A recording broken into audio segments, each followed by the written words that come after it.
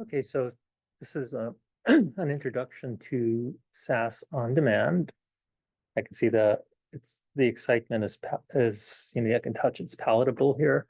So let me go ahead and get started. And I'm going to post this and all other lectures online.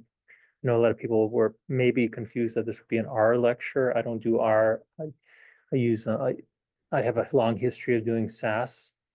I used to do SAS when I was at UPenn. We had SAS downloader. We had a license for it. I used it again several other times. I used it when I was an undergrad back in the ancient periods in the 1980s when it was first coming out. We'd link it together with SPSS through a mainframe. It's really cool. And now, since we're transitioning from SPSS, I felt that having SAS on demand, which is this is free for academics and students. I think it's a really good way to go. So what I'm going to do is I'm going to give you an introduction. I'm going to start by show you how to create a SAS on-demand account, create a course, how to enroll students into your course, and how to what files and libraries are, how to initiate SAS Studios, which is what I use. Let's see, I don't have a camera here, so I'm going to turn this back to my logo. Go back to my logo here. Let's see, there's no camera, just have my logo. Sunshine pills. Remember, every day is a bluebird day with sunshine pills. They cure everything. So talk about files and libraries. How do you upload files and then customizing your files? So let's go ahead and get started. So this is a cloud hosted platform. So there is nothing downloaded on your computer. So here's a list of features that are available on, oops, let me get this correct, SAS on demand. And yes, this is it. Confirm and continue. Continue with Google. Oh my goodness. Yeah, required only. Okay, here's some features. And there's different types of SAS on demand, but one I'm going to use is SAS Studio. SAS Studio is programming. Basically, you do SAS programming on it, and it's using syntax. It's quite easy, but here's some other products that are available to you if you use SAS on demand, available for professors, students, and independent learners, which is kind of cool. You have power of analytics in the cloud, use of predefined tasks to generate SAS code, teach and enhance SAS skills. That's great. Great new or upload existing, create new or upload existing SAS program files, access SAS software, including SAS Stat, Base SAS, IML, or QC and ETS. You can read through these on your own to see what there are. So all this stuff is available in our course shell on Canvas. You can upload up to 5 gigabytes of data for personal use. You can also upload an additional 3 gigabytes of data to share with students. So there's a lot you can do here, all free again, but you need to join in. So what I'm going to do is I'm going to log in. So this is a link so you can log in.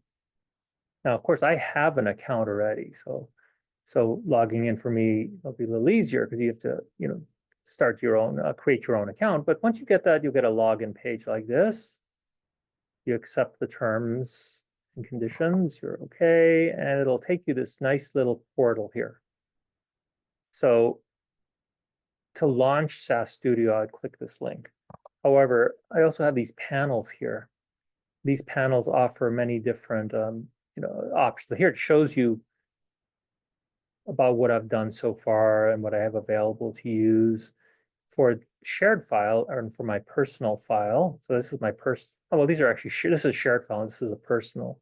I'm sorry, these are both shared files, but there's also a room for a personal file. Here, this is the courses I'm offering. This is the course that we're in, and you can use this, right? You can use this one. This is how you enroll. So if you're going to enroll in a course, you're going to press this button right here, and you click enroll, and you'll enter a code in here to enroll. If you want to create a course, you'll press the course button, and then you'll create the course, and you'll get more information. Like this is our course, and here you'll get information on the course itself, right? And this is the course code that you need to enter the course. So you copy that, and then when you're done, you can click the enrollment button and then enter the code here and hit continue. You'll be placed in the course. Isn't that cool? It's really, really cool. In addition, in that listing that I showed you there for the courses, there's information that you can send to your students. So there's a like to help them enroll, and I'll show you that in a second. So let's go back here to the sheet. You'll see here, here's our code for our course. And this is the email, customized email you can send. You just have to add, the name of the course and other information, right? Course code, insert course code here, and other information, your name here. You send this out to your students. So it's really, really easy for them to join in. Pretty cool. So far, so good. So let's go ahead and launch SAS Studio. So I'm going to do that now. Go back to SAS. Where am I? Let's see. Lots of stuff. Frontiers. I don't want frontiers. I mean, this is it. Is this it? It just, sorry, it launched in the Microsoft browser. So I hit launch. Just move this pane down here. So this is launching SAS Studio for me. This is where we're going to be working in.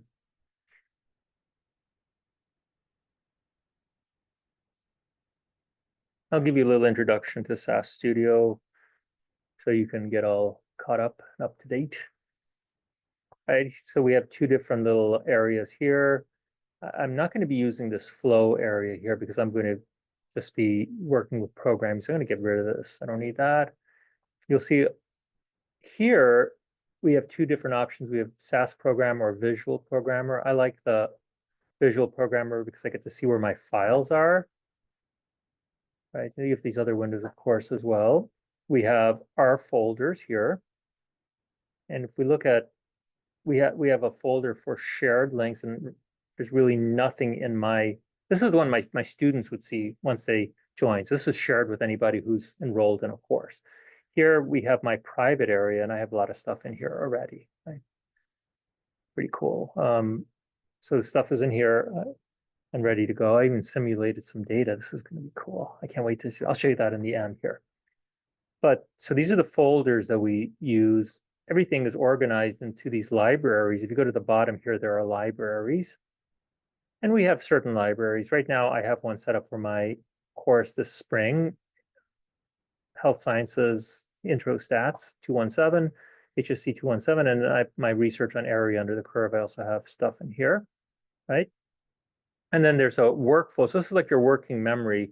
And stuff gets stored in here while you're working, basically. All right, so let's go. Let me see what I have next on the docket. So, okay, so I told you about files. And so I'm going to create a new library. I'm going to create this library called September 12th, since it's September 12th. I want to have my libraries. So I'm organizing things in files and libraries. And I use those libraries to access my file. So let me go ahead and create a new library. So in the libraries here, I'm going to hit new library. I'm going to call this September 12th for today's date. I have to link it to some path because my file has to go somewhere, and I want this to go in my shared folder. I could put it in my personal file as well, but I'm going to put it in my shared folder right here and hit OK. So now I have this nice link for my files, right? And I'm going to hit OK. Library name, oh, it already exists. I already had it. It's already there. So I don't have to have that, but that's how I would make it. Okay, so it's already in here. I think I kept it in here, but you see how I created it, okay? So let's go ahead and follow the next step. So that's how I would create that library. So I created a new library there. And now what's next is upload SPSS. I named it September 12th. Let's upload some files. So our first file we're going to upload, so we have to download this from our course. So in our course shell on Canvas, I have our module for today for all the wonderful people here. Hey, thanks guys for coming. Keep smiling. Smiling is contagious. So I'm going to download this. We're using the YRBS short course. Actually, since well, Well, so what I wanted to show you here was that you can download any kind of file, but since, I'm doing this on video now instead of on I'll just download what the heck. Okay, so I'm going to download both of them. So I'm going to download this. Where does my download? I guess click it right. Firebase short. Let's download. Okay, okay, so I'm gonna save this to my desktop. So let's move this Firebase short. We'll move it to desktop. Okay. And then I'll also download the other one while I'm at it. I'll download the other one. We'll need this one too. This is a no I don't care, just download it. Okay, so this is just an Excel file. Okay, so I just wanted you to see that you can upload any kind of files that you want, right? Heck with R, we don't need R, right?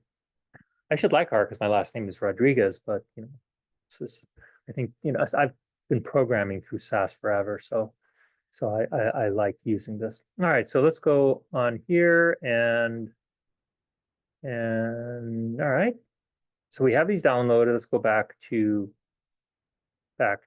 our area here. So now we're going to upload the files. This is how I upload them. I'm going to go to the file folder where I want them. And these are going to be shared, right? If again, they could be personal for my use only, but they're going to be shared. I'm going to go to this shared folder and I'm going to right click in here. And I'm going to say upload files. There you go. And I can upload one file at a time, right? And it's going to upload it to this address. So I'll go to my desktop. This is my desktop. Here it is.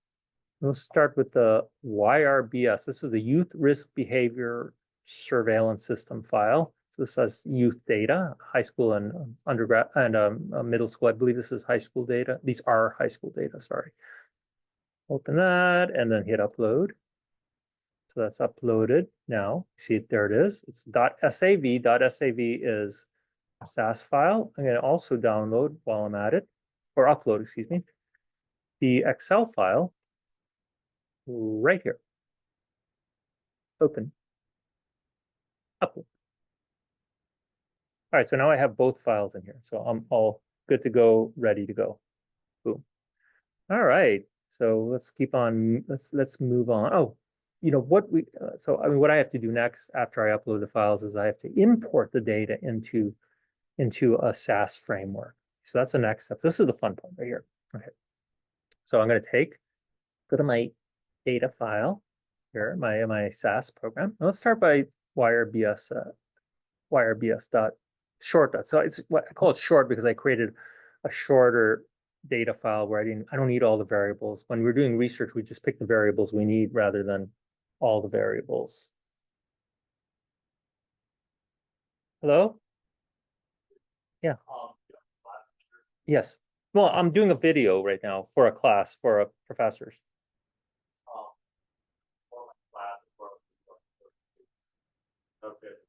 If you don't mind me talking. Okay. So sure. So at least I'll see a face in here. That's awesome. So I'm gonna now, okay, I uploaded the files and I have to, let's see, import the data. So I'm going to import the data. We're going to start with the YRBS data and hit import. So it's going to generate some code for me here. This is cool, right? It's going to generate code. I do have an opportunity to change the location, the library in which we're going to have my data stored. So right now it's going to be stored into the working library and the data set will be automatically called import. And I don't want that. I want this data set to be called YRBS short. And I also want it to go in the September 12th data set library. So I'm going to change these. So from the work library, I'm going to pick the September 12th library. And instead of import, I'm going to call this YRBS short.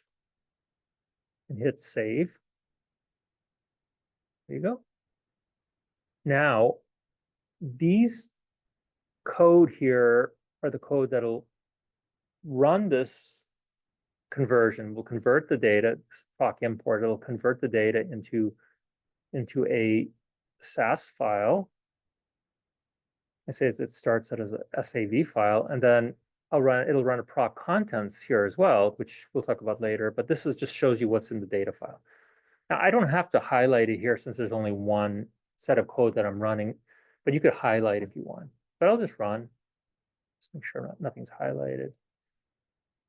There it is. So we ran the file, and the proc contents just gives me what's in the data set, right? The variable names and all the information I need. So it looks like everything worked. I'm pretty happy. All right.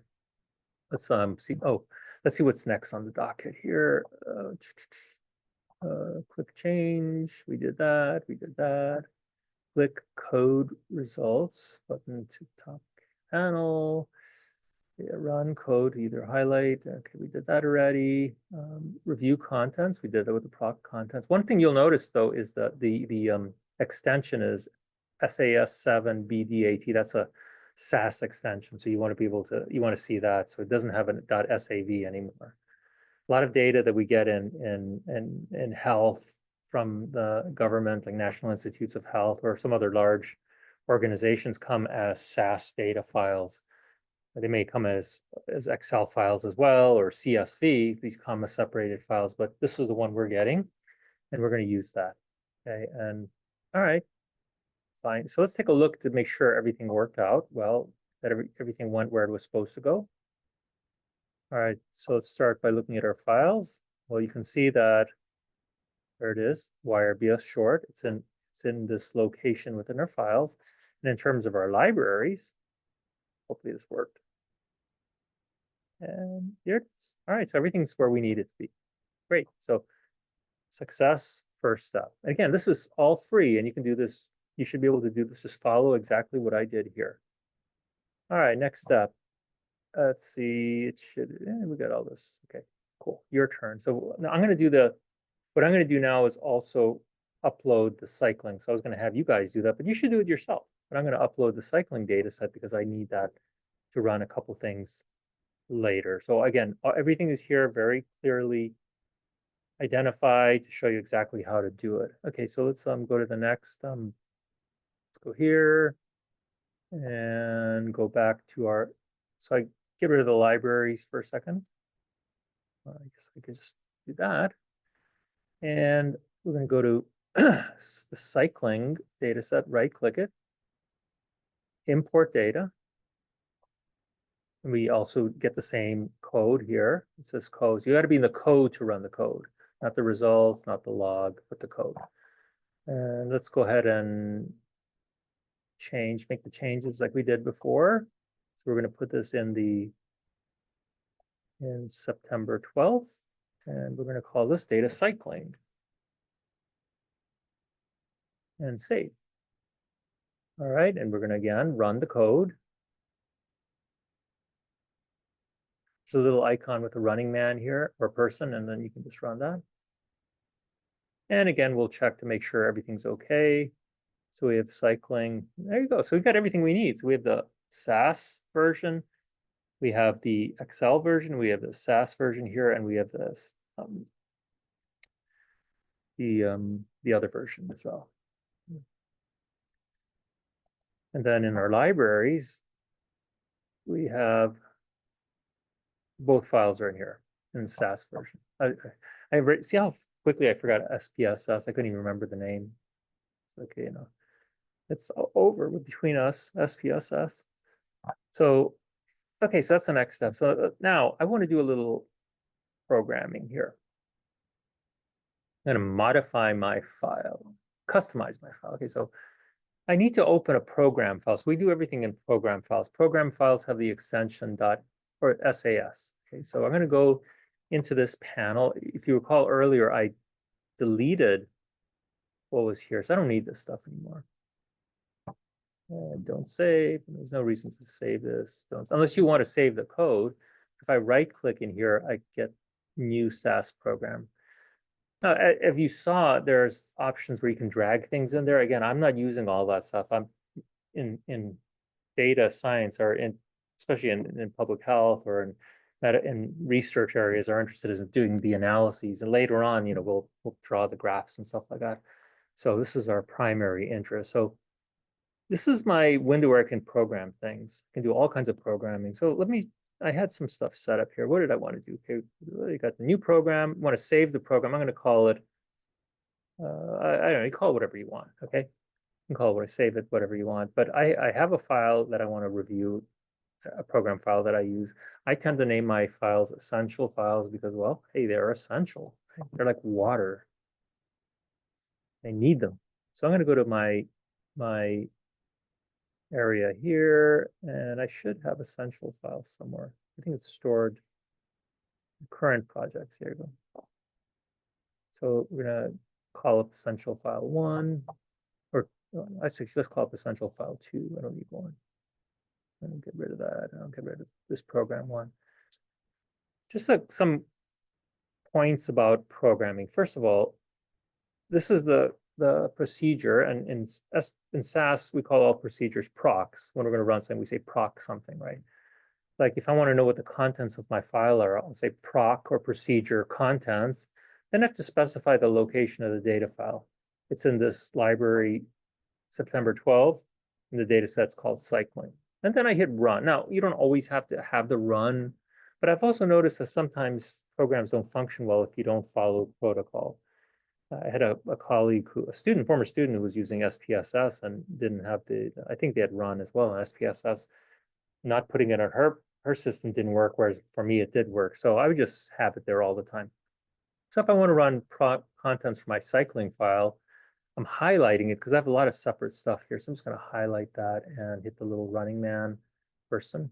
And there you go, I get my content. So we have variables cadence, climb, day, distance, mph, miles per hour, and new bike. So these are data from me from cycling. So I'm as a data person, I collect data on everything and use it to better my life.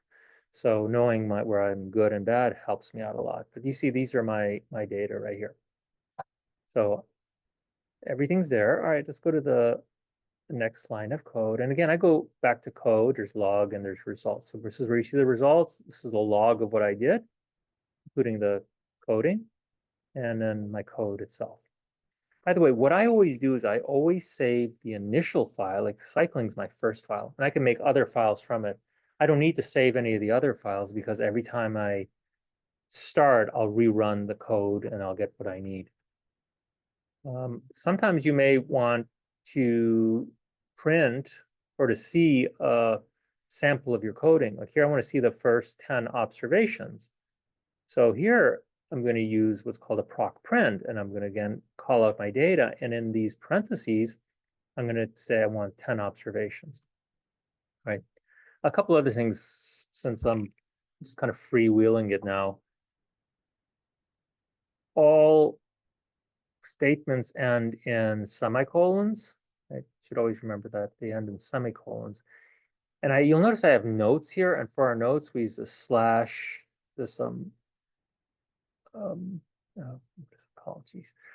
slash, this asterisk, and on the front and then in the back, and that'll just indicate that it's a node, so I can remember what I'm doing. That's obviously won't run, but here I want the first 10, and I was logging my cycling for a long time.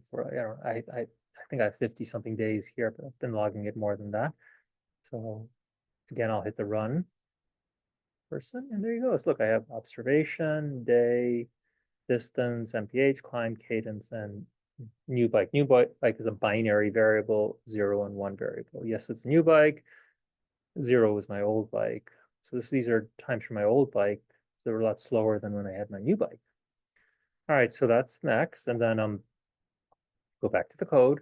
This is where I have all my comments. So this should be start getting routine when you see it. Next step, sometimes I'm interested in one specific data point, like maybe I find it a little intriguing and I really want to study that data point, that person or that individual or that day in this case. So I want to look at day 35. So I'm going to do a proc print again, but this time I'm going to use the value of I have a variable named day, which represents the day starting from 0 going to whatever day, 51 days. I think day 1 to 51 or something. And I want to look at day 35. So I'm going to go highlight this and run it. So on day 35, my distance was 9.12 miles. My miles per hour is 11.4. my altitude that I climbed was 358 feet. My cadence, revolutions per minute, was 80, and I was using my new bike. Okay. All right, so that gives you some idea. I mean, we could do, I don't know, try 45, see what that's like. What was that like?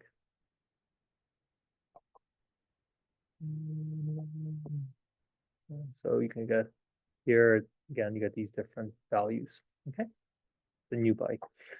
All right, let's go back here. And what's next on the docket? Ooh, we're going to change some things. All right, let's make some changes. So none of my variables have labels, right? So when they don't have a label, the label for day will be day. The label for altitude will be altitude. The label for climb will, cadence will be cadence. But when I want to add labels to them, I have to do this manually. So I can use this label subcommand here or statement. So for instance, I'll label altitude, altitude climb, right? The other thing I'm doing here is I'm using a drop command, and I use this a lot. I either use drop or keep. I did this in SPSS too, because if I'm, say, working with a national data set that has 10,000 variables in it, I'm not going to use all 10,000 variables. I might need only 5 of the variables.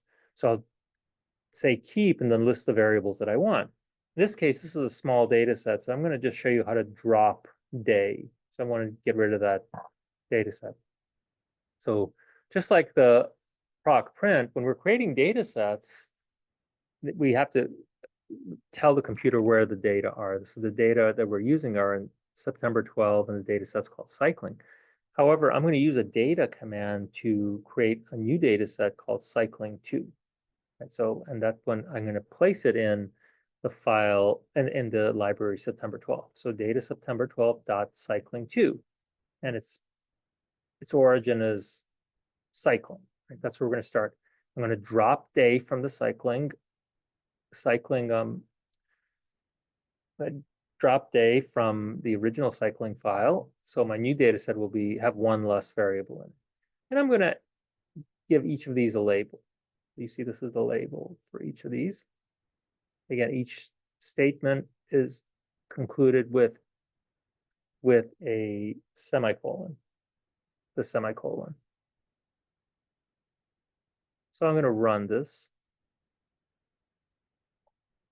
here.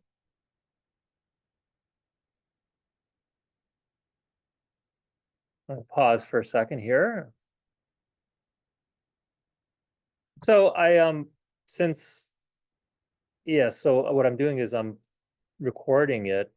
All right, so let me get back to where I was here. So what I did was I created a new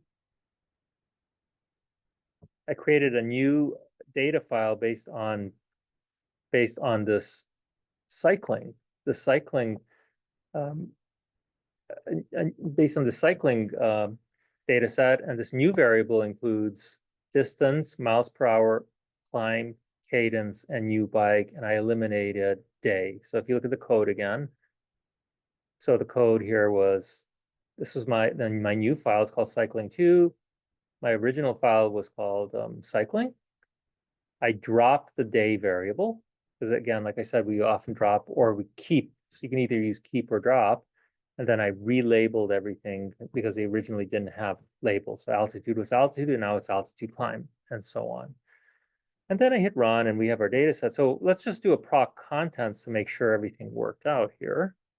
So proc, and anytime you start coding, it'll help you. So I can hit enter, and I'm going to do contents, enter, and the data set I'm running it from, enter, it's going to be in the folder. There it is, September 12, cycling 2, put a semicolon, enter, run, semicolon. And now I'll highlight this area. So it's a lot like SPSS in that case if you code. And hit the little running person, and we'll see our contents now do not include day, whereas before they did include day. Yeah, they don't include day anymore. So now where I want it. And you'll also see all the labels are there. We have average cadence. Now, the reason climb didn't get one is I think it's because it says it's comma delimited, so I'll have to fix that, but I'm not going to do that right now. I'll show you this. So all the other labels were fixed. Average speed, bike ridden. All right, so the next thing I want to do is show you how to print, how to produce a frequency distribution with the label. So this is one area that I thought SPSS was a little bit easier than SAS, because SPSS, if I had the labels set, they were just saved. If I want to format things, I actually have to run a separate format program, but I'll show you how this is done here. Now, if you're downloading large data sets, like for instance, if you're working with BRFSS, Behavioral Risk Factor Surveillance System, WIRE-BSS, you'll get, or even PSID, you'll get a panel study for income dynamics. You'll get a separate coding, a formatting program, and you run both of those. So you run both of those. But let's go here to back to my code. All right. All right, so here's how I'm going to format it. I'm going to use a proc format. This is, again, a procedure. Just use a proc format with the data that I'm working on right now. My value, I'm creating a new format. I'm calling it new bike. You can call it whatever you want, but I call it new bike format. And I'm going to set 0 to be old bike and 1 to be new bike. And I have to run this code by itself. So that it produces the formatting. So you're not going to see anything here now. When I want to do my proc freq, my frequency, I have to recall what the format is. So I have to tell the command that the formats for new bike is actually this thing called new bike format. So I'm applying the format there. And then the table statement is how it's that we don't use variables for categorical variables. We say table. Like if I'm doing a means command, a proc means, I would say variable, but for discrete variables, I'd say table. So I'm going to do this proc freq. So this gives me a frequency. And again, it has all the elements. This data set is in this library, and that's the name of the data file. This is the format. So I'm formatting it with what I created here. So when I run it now, I'll get a nice file that has old bike and new bike. Very pretty. Now look what happens if I didn't do that, if I forgot. I said, oh, let's run the proc freq by itself without adding the formats. I get 0 and 1. Okay, so depends on what you're doing. If you're just doing analyses, I mean, you don't need to necessarily format it, but if you want to show it to people, you would do that. Okay, here's something cool that I found today. Since this is a bonus, I think.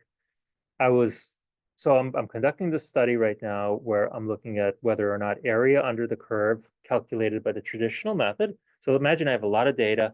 The traditional method is to add polygons. So we're going width times height for between every two time points. If I have 1,000 time points, that's going to be a lot of these polygons. And so I'm comparing that to something like, say, a quadratic equation. So in order to do that, I need to get some simulated data, because I'm going to use my cycling data, because I was using a lot of repeated measures, since in whether in sports or in health, we tend to have a ton of repeated measure data. So one of the ideas behind using area under the curve is to get rid of all the need to keep on trying to fit models to this. So I'm going to test whether whether a traditional model just calculating area under curve in the traditional method, adding all the polygons, is that's the standard, and I'm going to compare it to something that's some kind of what is not a quadratic, but some higher order equation, right? So, but before I do that, I'm going to use those and get data from it, like a mean and a standard deviation for both types of equations for area under the curve. But I was just playing around with this a little bit earlier, and I was looking under current projects. So here's some code that I downloaded. This is awesome. So I can generate a simulated data set here. And this is based on a normal distribution. I'm going to create two variables, variable one and variable two. And I'm going to get a random sample of 1,000. It's going to run this random sample 1,000 times, and it'll with this sample is based on a mean of 75.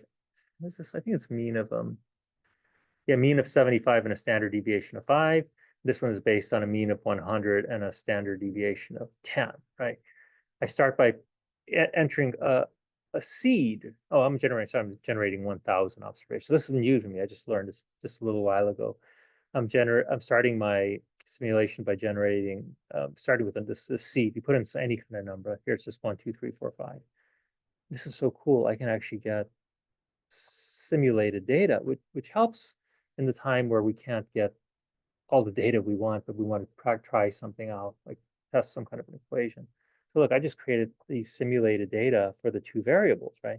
Based on that, and I have like, a whole bunch of cases, right? A whole bunch of cases. Oh, the rows is 1,000. Okay, that's pretty cool. So now I can test out. I can use like something like a proc means to see what the mean and the standard deviation is. So this is just another one of the procedures we can do here, proc means. So this is in my personal drive here, right? This is, I think this is, yes, this is in my personal drive. So students wouldn't see this one, right? They wouldn't see this one. Students in my courses would see what's in my shared drive. So I use the proc means, and I'm going to run it on variable 1 and 2. Mean and standard deviation is what I need. And I run that, and I'll get those data that I need now, which is cool because now I can run whatever analysis I want on this. So based on simulated data. So I just made my life a lot easier. So that way SAS is so much better than, in my view, it's so much better than SPSS because it's more flexible. Back in the day when I started undergraduate college and I was at GW, George Washington University in DC, we had a nice mainframe and we had SAS and SPSS, and we'd always say SAS is better for doing programming, SPSS is better at communicating. So it's like there's a person who's really good at communicating and a person who's really bad at communicating. SAS is like the statistician who can't communicate, and SPSS is like the one who can. And that's what the difference is here. But this is an introduction, and I'm going to stop the recording now. And please feel free to ask me any questions. This is everything's going to be in your in our Canvas shared folder. So let me just end this right here. How do I end this? Where's the record thing? Oh, here it is.